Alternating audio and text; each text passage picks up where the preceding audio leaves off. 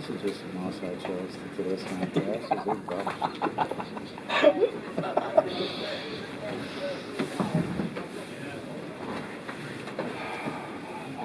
Are they cold?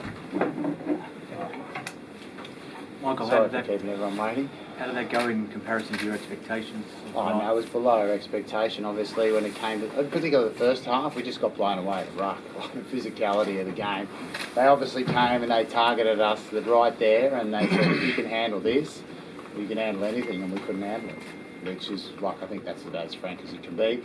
But we got ourselves together at half time, and we got our dukes up a little bit more, and the contact was a lot better in the second half. I think we stopped them from walking off the mark, taking those extra little centimetres that got them with forward momentum, and we were able to cause the ruck to slow down a little bit, which actually gave us a bit more of a, we got into the tuss a little bit more, but the damage was done. So even our attack, when we tried to get that going, I think some of the fatigue that came from trying to defend all those blown rucks came back to cost us. You know, we probably could have got another try or two in that second half if we were a bit more clinical. I think you said on the broadcast that guys were maybe intimidated. I think in the first half, and not intimidated, just the strong. Maybe that's not the right word. I think they ran hard at us. You've got to run hard back at them. You know, in defence, it's like the, you know, that's the battle when it comes to the contest. And you know, obviously, there's a different. You know, you're coming up against players who are the best in the world, all at once, and they've got creativity plus power coming down the middle. So what happened is drew in our edges a little bit more every time they came down there. Our edges got drawn a little bit more, which found Mitch and edge defenders having defending scenarios that we haven't been put in this tournament so far. You know, New Zealand didn't put us in those scenarios. Ireland did it and Jamaica did it. So it was the first time we were presented with those scenarios, and that's why Australia were excellent today. They put us in a situation that we weren't in, and for that first part we couldn't take it. You say New Zealand didn't put you in those? No, not like that. They didn't shorten us up like Australia did there. They shortened us up in the middle. They blew the ruck, we shrunk in, and that allowed them to have those edge shots. Like I don't know how many tries a winger had a car scored, but it must have been a few, and it put us under pressure in the shifts that we hadn't been under before. What does it say though about Australia probably playing New Zealand next week? Do they go into that game as favourites in your mind? Oh look, I don't know who's going in as favourites. I don't know about that. It'll be a great game. You know, it's worthy of the final, no doubt about it, because they're two quality teams. But Australia wanted to go another gear tonight, and they certainly did. How does the Australian Rugby League team compare with others you've coached and coached against? In regards to, how do they compare? Like you said that tonight, like it was a highlight for you. You know, to be involved as far in as tournament. You mean across all teams? Quality, yeah, just quality. No, obviously they're high quality. You know, there's no doubt about that. And you know, they show their individual brilliance at times, but you know, mate, I will say this. I know that with the scoreline. With that scoreline, we can only sing the praises of one team, but I would very much like to sing the praises of my own team. You know, it's not my team, but our team. You know what I mean?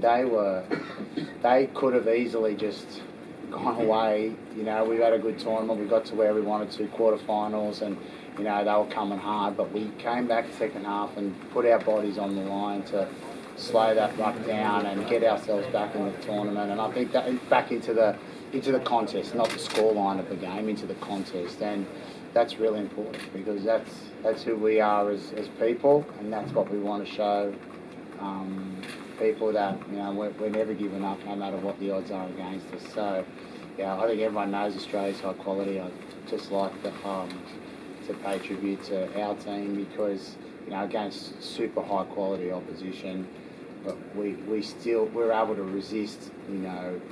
When the chips were really down against us.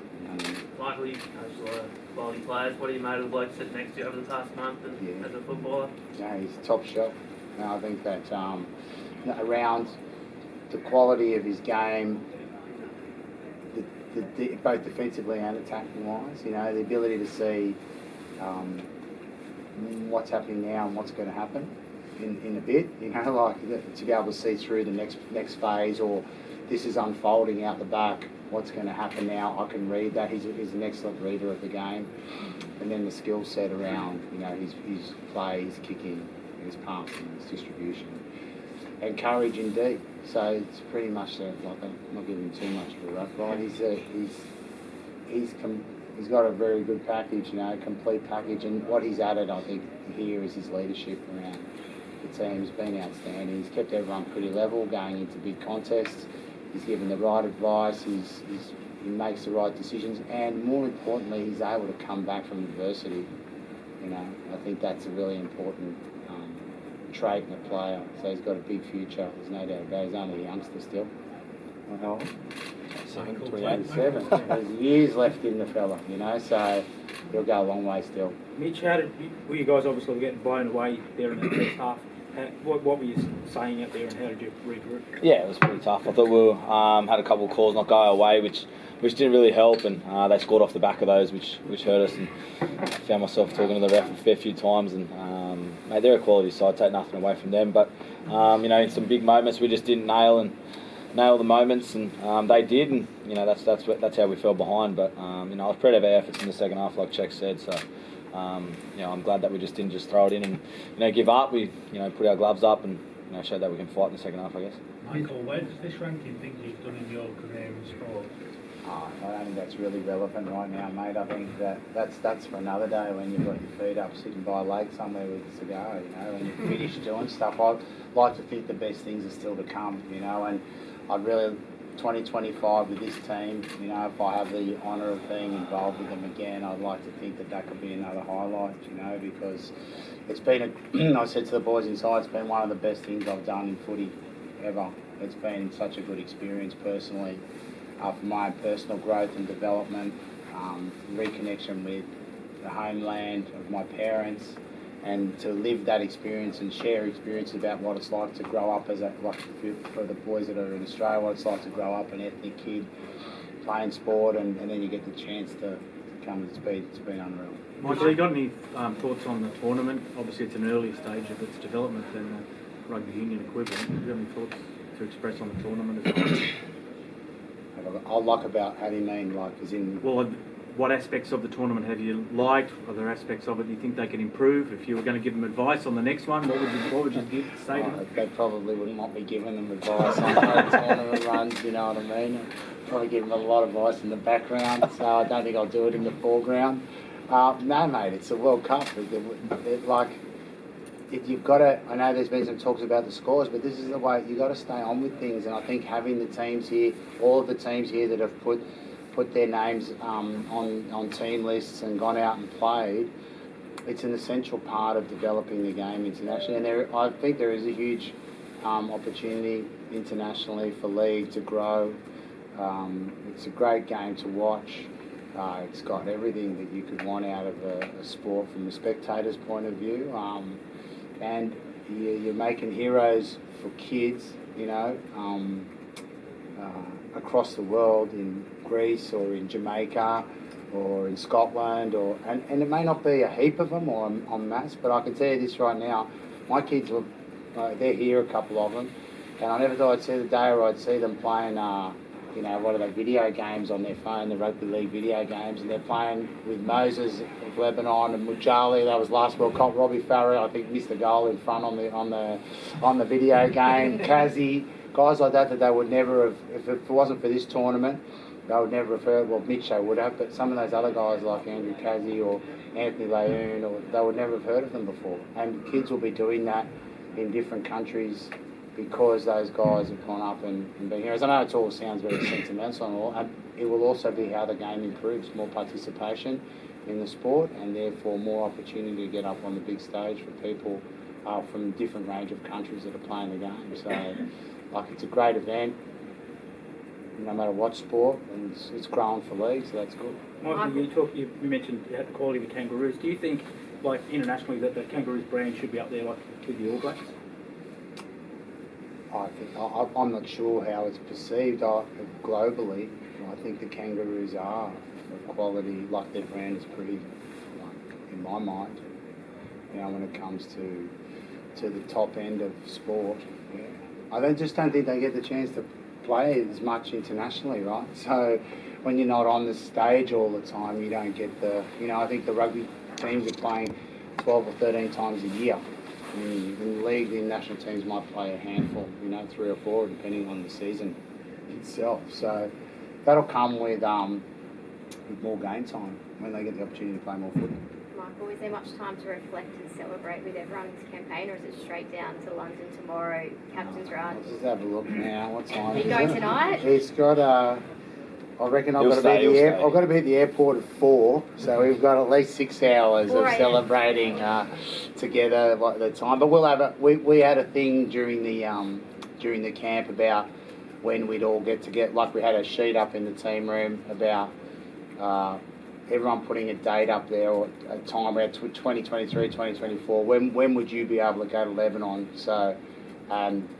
It looks like it's all starting to congregate around November of 23. So it's starting to look like a target for all of us to have a bit of a get together over there at that time. So I'm sure we'll have a chance to. Kingy's looking forward to it immensely already. So we'll have a chance to take some time and enjoy that time over there if we can get that off the ground. But I'm sure I've spent quality time with these fellas over the last 4 or 5 weeks.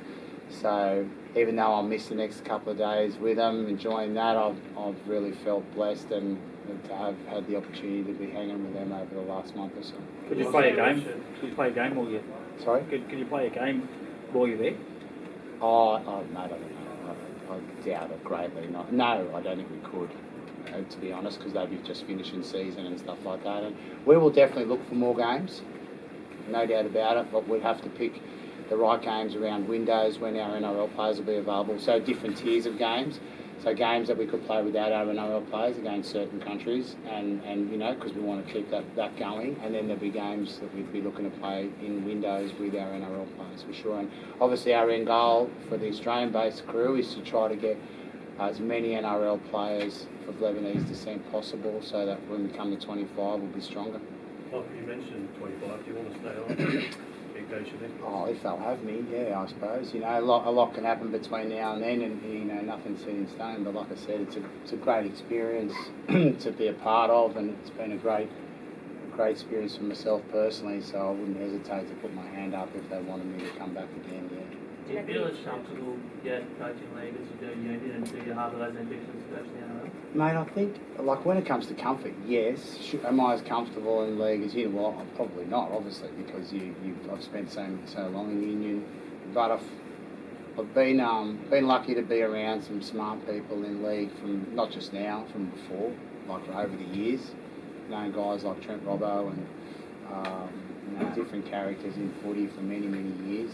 And always talk about it, share ideas, etc. So the more the tournament's gone on, I've felt more comfortable in being able to give direct instruction. I suppose the only guys you've got to ask the players. Maybe I was talking rubbish, I don't know, but I've felt comfortable doing it and I've really enjoyed it. The NRL one, harbour those ambitions. Sorry, mate. You harbour ambitions to coach the NRL. Oh, mate. I've been asked that a heap of times. I think that I'm not ambitious about personal positions. I'm ambitious when I'm with a team about what that team does. It's not that's where ambition. I want to be with this team and get them to the best place they can be. Same with Argentina. I think we're going there on Sunday to Twickenham. I don't think any of those guys have won there. That would be a first for them, and that's what I want to try and take. So I'm more ambitious about those things than even thinking about what position I'm going to be. Mitch, there was a group of fans that were cheering right to the very end. What kind of feedback have you had from fans? They've been unbelievable. I think the support that we've had over here from the English, they've got behind us as well, and to see the Lebanese community get behind us here, and not only here but back home as well, it's been unbelievable. And you could hear them the whole game there cheering us on, even though we were down by about 40 points. They were still getting us home and cheering us on with everything. So we appreciate everything that they've done for us, and they got us home in a couple of games. We had a big turnout against Ireland, which was a massive game for us, and they definitely got us home with how much support that we had there. So they've been massive for us. Well, I know we've got a lot of support, obviously, in Sydney with the Lebanese community. What sort of impact has this had actually playing in Lebanon to grow the game? Yeah, it has a lot. My own, I've still got a lot of family there. Now, they wouldn't be huge rugby league fans on any other given day, but I've received endless amount of text messages and, how can we watch the games and well done, and, the odd asking about a rule here or there as well. But they've just been, I sent out, there was a thing that Maddie, who's running the social for us here, did a little map where all the players' ancestry is from, and I sent that back to one of sort of Lebanese family WhatsApp that we've got group. Not that I'm very good at that stuff. It took me forever to work out how to do it, but I got amazing response back from them about how, where everyone was from, and that we took the time to understand, where everyone's from. We've done a lot of cultural stuff with the guys here who are Lebanese based. The 2 players in the squad plus the other 3, so the 5 of them that have been here. They've really blended in brilliantly and given us a chance to understand more about the history, the culture, and the current situation. Thanks, everybody.